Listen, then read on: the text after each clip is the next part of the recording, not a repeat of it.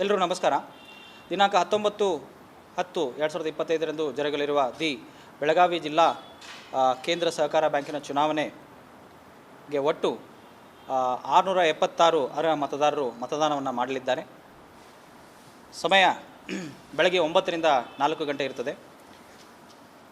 ಅತನಿಂದ ಒಟ್ಟು ಅರ್ಹ ಮತದಾರರು 125, ಬೈಲೊಂಗಲದಿಂದ 73, ಹುಕ್ಕೇರಿಯಿಂದ 90, ಕಿತ್ತೂರಿಂದ 29, ನಿಪ್ಪಾಣಿ 119, ರಾಯಬಾಗ್ 205 ಹಾಗೂ ರಾಮದುರ್ಗ 35.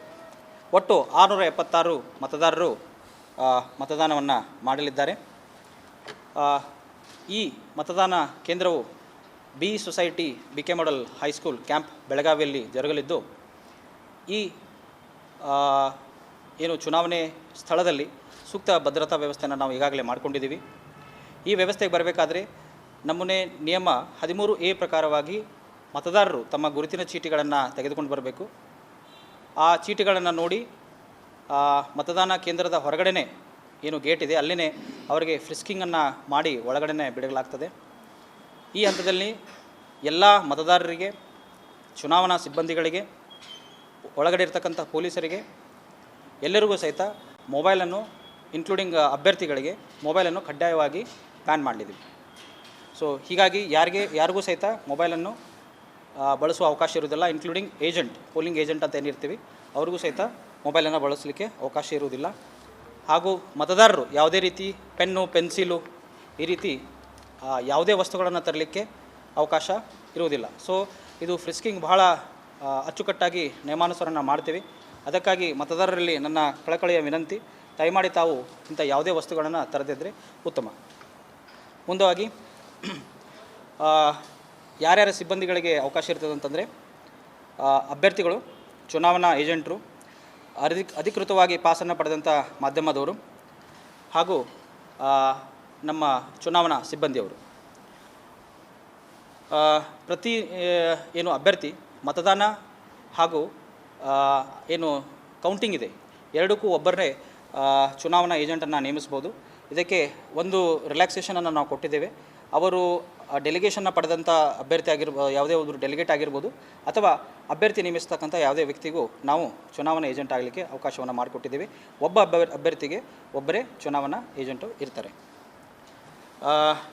ಎಲ್ಲ ಏನು ಚುನಾವಣಾ ಸಿಬ್ಬಂದಿಗಳಾಗಿರ್ಬೋದು, ಮಾಧ್ಯಮ ಮಿತ್ರರಿರ್ಬೋದು, ಅಭ್ಯರ್ಥಿಗಳಿರ್ಬೋದು, ರಿಟರ್ನಿಂಗ್ ಅಧಿಕಾರಿ ಇರ್ಬೋದು ಹಾಗೂ ಇನ್ನಿತರ ಯಾರ್ಯಾರು ಒಳಗಡೆ ಇರ್ತಾರೆ ಅವ್ರಿಗೆ ಸಪ್ರೇಟಾಗಿ ಬ್ಯಾಡ್ಜ್ಗಳ ವ್ಯವಸ್ಥೆಯನ್ನು ನಾವು ಮಾಡ್ಕೊಂಡಿದ್ದೀವಿ. ಸೊ ಇದು ನಮ್ಮ ಒಟ್ಟು ನಿಯಮಾನುಸಾರವಾಗಿ ನಾವು ಮಾಡ್ಕೊಂಡಿದ್ದೀವಿ. ಮುಂದುವರಿದು ಮತದಾನ ಕೇಂದ್ರದಲ್ಲಿ 7 ಮತದಾನ ಕೇಂದ್ರಗಳಿದ್ದಾವೆ. ಆ 7 ಕೇಂದ್ರಗಳಲ್ಲಿ CCTV ಕ್ಯಾಮ್ರಾಗಳ ವ್ಯವಸ್ಥೆಯನ್ನು ನಾವು ಮಾಡ್ಕೊಂಡಿದ್ದೇವೆ. ಕುಡಿಯೋ ನೀರು, ಶೌಚಾಲಯ ಈ ವ್ಯವಸ್ಥೆಯನ್ನು ಕೂಡ ಮಾಡ್ಕೊಂಡಿದ್ದೇವೆ. ಅದರ ಜೊತೆಗೆ ಮೆಡಿಕಲ್ ಫೆಸಿಲಿಟಿ ಸಲುವಾಗಿ ಒಂದು ಆಂಬ್ಯುಲೆನ್ಸ್ ಹಾಗೂ ನುರಿತ ಮೆಡಿಕಲ್ ಸಿಬ್ಬಂದಿಯನ್ನು ಕೂಡ ನಾವು ಇಟ್ಕೊಂಡಿದ್ದೇವೆ. ಅಗ್ನಿಶಾಮಕ ದಳದವರೆಗೂ ನಾವು ಈಗಾಗಲೇ ತಿಳಿಸಿದ್ದೀವಿ. ಸೊ ಅವರು ಸಹಿತ ಆ ಸ್ಥಳದಲ್ಲಿ ನಿಯೋಜನೆ ಹೊಂದಿರುತ್ತಾರೆ. ಒಂದು ವಿಶೇಷ ಸೂಚನೆ ಏನಂತಂದರೆ, ಅಭ್ಯರ್ಥಿಗಳಿಗೆ ಸಪ್ರೇಟಾಗಿ ಕೊಠಡಿಯನ್ನು ಮಾಡಲಾಗಿದೆ ಹಾಗೂ ಮಾಧ್ಯಮದವರಿಗೂ ಸಹಿತ ಸಪ್ರೇಟಾಗಿ ಒಂದು ಕೊಠಡಿಯನ್ನು ಮಾಡಲಾಗಿದೆ. ಇಲ್ಲಿ ಯಾವುದೇ ಮತದಾರರು ಈ ಮತದಾನ ಗುಪ್ತವಾಗಿರೋದ್ರಿಂದ ಗುಪ್ತ ಮತದಾನವನ್ನು ವೈಲೇಷನ್ ಮಾಡ್ತಕ್ಕಂಥ ಯಾವುದೇ ಕಾರ್ಯಗಳನ್ನು ಕೈಗೊಂಡ್ರೆ, ಮತದಾನ ಮಾಡಿದ ತಕ್ಷಣ ಏಜೆಂಟರಿಗೆ ಅದನ್ನು ತೋರಿಸೋದಾಗಲಿ, ನಾ ಇಲ್ಲೇ ಮಾಡಿದ್ದೀನಿ ಅನ್ನೋದಾಗಲಿ, ಏನಾದರೂ ಮಾರ್ಕಿಂಗ್ ಮಾಡೋದಾಗಲಿ ಇಂಥವೆಲ್ಲ ಮಾಡಿದ್ರೆ ಮತದಾನ ಮಾಡೋ ಸಂದರ್ಭದಲ್ಲಿ ಅಂಥ ಮತವನ್ನು ನಾವು ಅನರ್ಹಗೊಳಿಸ್ತೇವೆ. ಅದಕ್ಕೋಸ್ಕರ ಈ ರೀತಿ ಮಾಡದೆ ಎಲ್ಲ ಗುಪ್ತ ಮತದಾನಕ್ಕೆ ಸಹಕರಿಸಬೇಕಂತ ಹೇಳಿ ನಾನು ನನ್ನ ಮತದಾನ ಬಾಂಧವರಲ್ಲಿ ಕಳಕಳಿಯಾಗಿ ಕೇಳ್ಕೊಳ್ತೀನಿ. ಒಟ್ಟು ಈ ಚುನಾವಣೆ ಕಾರ್ಯಕ್ಕಾಗಿ ಒಟ್ಟು 33 ಸಿಬ್ಬಂದಿಗಳನ್ನು ನಾವು ನಿಯೋಜನೆ ಮಾಡ್ಕೊಂಡಿದ್ದೀವಿ. ಅವರಿಗೆ ದಿನಾಂಕ 17/10/2025 ಟ್ರೈನಿಂಗ್ ಕೂಡ ಕೊಟ್ಟಿದ್ದೇವೆ. ಆಮೇಲೆ ಅವರಿಗೆ ಅವಶ್ಯಕತೆ ಬಿದ್ದಂತಹ ಕೌಂಟಿಂಗ್ ಮತ್ತು ಎಲ್ಲ ಟ್ರೈನಿಂಗ್ಸ್ ಕೂಡ ನಾವು ಮಾಡ್ಕೊಂಡಿದ್ದೀವಿ. ಈ ಪೋಲಿಂಗ್ ಏನು ಸ್ಟೇಷನ್ ಇದೆ ನಮ್ಮದು ಮತದಾನ ಕೇಂದ್ರದ ಸುತ್ತ 100 ಮೀಟರ್ ಒಳಗಡೆ ಯಾವುದೇ ರೀತಿಯ ಚುನಾವಣಾ ನಿಯಮ ಬಾಹಿರವಾದ ಕೆಲಸಗಳನ್ನು ಮಾಡುವಂತಿಲ್ಲ. ಸೊ ಈ ನಿಟ್ಟಿನಲ್ಲಿ ನಮಗೆ ಅವಕಾಶ ಏನು ನಿಯಮಾವಳಿಗಳ ಪ್ರಕಾರ ಏನು ಅವಕಾಶ ಇದೆ ಅವೆಲ್ಲವನ್ನು ನಾವು ಸಿದ್ಧತೆಯನ್ನು ಮಾಡ್ಕೊಂಡಿದ್ದೀವಿ. ಮುಂದುವರಿದು ಯಾವ್ಯಾವ ಅಭ್ಯರ್ಥಿಗಳು ಚುನಾವಣೆ ನಂತರ ಕೌಂಟಿಂಗ್ ಆದ ತಕ್ಷಣ ನಾವು ಚುನಾಯಿತರಾಗಿದ್ದಾರೆ ಅಂತ ಹೇಳಿ ಘೋಷಣೆ ಮಾಡ್ತೀವಿ, ಅವರಿಗೆ ಪ್ರಮಾಣ ಪತ್ರವನ್ನು ಅವತ್ತೇ ಇಶ್ಯೂ ಮಾಡ್ತೀವಿ. ಯಾವ್ಯಾವ ಮತಕ್ಷೇತ್ರಗಳ ರಿಸಲ್ಟನ್ನು ನಾವು ಅನೌನ್ಸ್ ಮಾಡ್ತೇವೆ. ಅವರು ತಮ್ಮ ಜೊತೆಗೆ ಅಭ್ಯರ್ಥಿಯ ಜೊತೆಗೆ 5 ಜನ ತಮ್ಮ ಬೆಂಬಲಿಗರೊಂದಿಗೆ ಬಂದು ಪ್ರಮಾಣ ಪತ್ರವನ್ನು ಸ್ವೀಕಾರ ಅದೇ ದಿವಸ ಕೌಂಟಿಂಗ್ ಆದ ತಕ್ಷಣ ಪಡೆಯಬಹುದು. ಯಾವ ಮತಕ್ಷೇತ್ರಗಳಿಗೆ ನಾವು ಏನು ಕೌಂಟಿಂಗನ್ನು ಮಾಡಿ ಅವ್ರದ್ದು ರಿಸಲ್ಟನ್ನು ಘೋಷಣೆ ಮಾಡ್ತೇವೆ, ಅವರು ಅವತ್ತೇ ಪ್ರಮಾಣ ಪತ್ರವನ್ನು ಪಡೆದುಕೊಳ್ಬೋದು. ಈ ವಿಷಯವಾಗಿ ಪೊಲೀಸ್ ನಮ್ಮ ನಗರ ಪೊಲೀಸ್ ಆಯುಕ್ತರ ಜೊತೆಗೆ ಮಾತನಾಡಿ ನಾವು ಬಿಗಿ ಪೊಲೀಸ್ ಭದ್ರತೆಯನ್ನು ಮಾಡ್ಕೊಂಡಿದ್ದೀವಿ. ಮತದಾನ ಕೇಂದ್ರದ ಒಳಗಡೆ ಹಾಗೂ ಹೊರಗಡೆ 2 ಕಡೆ. ಕೌಂಟಿಂಗ್ ಆಫ್ಟರ್ 4 PM 4 ಗಂಟೆಗೆ ಮತದಾನ ಮುಗಿಯುತ್ತೆ. 4:50ಕ್ಕೆ ಒಂದು ಸಾರಿ ನಾವು ಹೇಳ್ತೇವೆ, ಯಾವುದಾದ್ರೂ ಮತದಾರರು ಒಂದು ವೇಳೆ ಮತದಾನ ಕೇಂದ್ರದ ಒಳಗಡೆ ಇದ್ದರೆ ಅವರಿಗೆ ಚೀಟಿ ಕೊಟ್ಟು ಮೂಲಕ ಅವಕಾಶವನ್ನು ಕೊಡ್ತೇವೆ. ಒಂದು ವೇಳೆ ಬರದೇ ಇದ್ದರೆ 4 ಗಂಟೆಗೆ ಕಂಪ್ಲೀಟಾಗಿ ಮತದಾನವನ್ನು ಕ್ಲೋಸ್ ಮಾಡ್ತೇವೆ. ಕ್ಲೋಸ್ ಮಾಡಿದ ತಕ್ಷಣ ಇಮಿಡಿಯೇಟ್ಲಿ ಒಂದು 10 ನಿಮಿಷದಲ್ಲಿ ನಾವು ಕೌಂಟಿಂಗನ್ನು ಅವತ್ತೇ ಅದೇ ದಿನ ಯಾವ್ಯಾವ ಮತಕ್ಷೇತ್ರಗಳಿಗೆ ಕೌಂಟಿಂಗ್ ಮಾಡಬೇಕು ಅವತ್ತೇ ನಾವು ಮಾಡ್ತೇವೆ. ರೌಂಡ್ ಏನಿಲ್ಲ, ಒಂದೇ ರೌಂಡ್. ಇಬ್ಬರೇ ಅಭ್ಯರ್ಥಿ ಇರೋದ್ರಿಂದ ಟೋಟಲ್ ಕಂಟೆಸ್ಟಿಂಗ್ ಕ್ಯಾಂಡಿಡೇಟ್ 7 ಕ್ಷೇತ್ರದಲ್ಲಿ 14 ಜನ ಕಂಟೆಸ್ಟಿಂಗ್ ಕ್ಯಾಂಡಿಡೇಟ್ಸ್ ಇದ್ದಾರೆ. ಸೊ ಅವತ್ತೇ ನಾವು ಏನು ಮತದಾನವನ್ನು ಮಾಡಿ ಮತ ಎಣಿಕೆಯನ್ನು ಮಾಡಿ ರಿಸಲ್ಟನ್ನು ಘೋಷಣೆ ಮಾಡ್ತೀವಿ.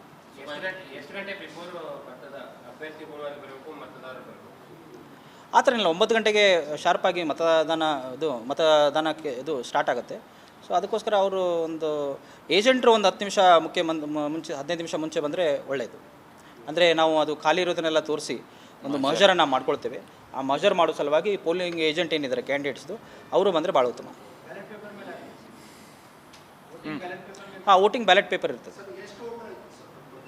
ಹೇಳಿದ್ದೀವಿ. Total 676 voter. ಆ್ಯಸ್ ಆನ್ ಡೇಟ್ಗೆ ಅರ್ಹ ಮತದಾರರು 676, ಎಲ್ಲ 7 ಮತದಾನ ಮತಕ್ಷೇತ್ರಗಳನ್ನು ಸೇರಿಸಿ. ಇದರಲ್ಲಿ ಟೋಟಲ್ 698ರಲ್ಲಿ 676 ಮತದಾರರು ಅರ್ಹ ಮತದಾರರು. 676 ಅದನ್ನು ಪ್ರತ್ಯೇಕವಾಗಿ ಅವರು ತಿಳಿಸಿದ್ದಾರೆ. ಇದಕ್ಕೆ ಸಪ್ರೇಟಾಗಿ ಸ್ಕ್ರೂಟ್ನಿ ಒಂದು ಟೀಮ್ ಇರ್ತದೆ. ಆಮೇಲೆ ಅದು ಬ್ಯಾಂಕಿನಿಂದನೂ ಇದಕ್ಕೋಸ್ಕರ ಅರ್ಹ ಮತದಾರ ಪಟ್ಟಿಯನ್ನು ಹಾಕಿರ್ತಾರೆ.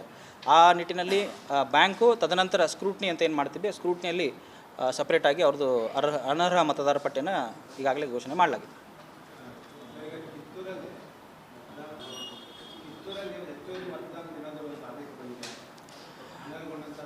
ಇನ್ನು ಅಧಿಕೃತವಾಗಿ ನಮಗೆ ಮಾನ್ಯ ಉಚ್ಚ ನ್ಯಾಯಾಲಯದಿಂದ ಯಾವುದೇ ಆದೇಶಗಳು ಬಂದಿಲ್ಲ. ಮಾನ್ಯ ಉಚ್ಚ ನ್ಯಾಯಾಲಯದ ಯಾವುದೇ ಆದೇಶಗಳು ಬಂದರೆ ಅದನ್ನು ನಾವು ನೋಡ್ತೇವೆ. ನೋಡಿ ಕಾನೂನು ಸಲಹೆ ಪಡೆದುಕೊಂಡು ಮಾನ್ಯ ಉಚ್ಚ ನ್ಯಾಯಾಲಯದ ಆದೇಶದ ಪ್ರಕಾರ ಏನು ಕ್ರಮ ತಗೋಬೇಕು ಆ ರೀತಿ ಕ್ರಮವನ್ನು ತಗೊಳ್ತೇವೆ.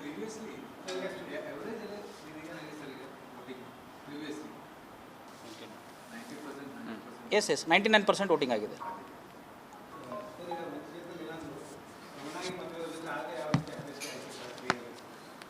ಚುನಾವಣಾ ನಿಯಮಾವಳಿ ಪ್ರಕಾರ ಚೀಟಿ ಎತ್ತುವ ಮೂಲಕ ಮತದಾನವನ್ನು ಮಾಡಬೇಕಂತ ಇದೆ. ಆ ಪ್ರಕಾರವಾಗಿ ನಮ್ಮ ನಿಯಮಾವಳಿ ಏನು ಹೇಳ್ತದೆ ಆ ಪ್ರಕಾರವಾಗಿ ನಿಯಮಾನುಸಾರ ನಾವು ಕ್ರಮವನ್ನು ತೆಗೆದುಕೊಳ್ಳಿ.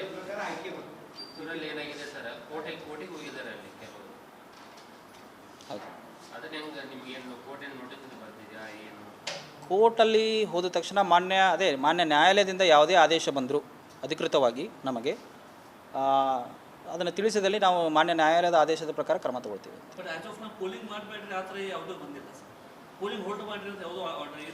ಸದ್ಯದಲ್ಲಿ ಅಧಿಕೃತವಾಗಿ ನಮ್ಮ ಕಚೇರಿಗೆ ಇನ್ನೋದವರೆಗೂ ಬಂದು ಯಾರೂ ತಲುಪಿಸಿಲ್ಲ ಆ್ಯಸ್ ಆನ್ ಡೇಟ್.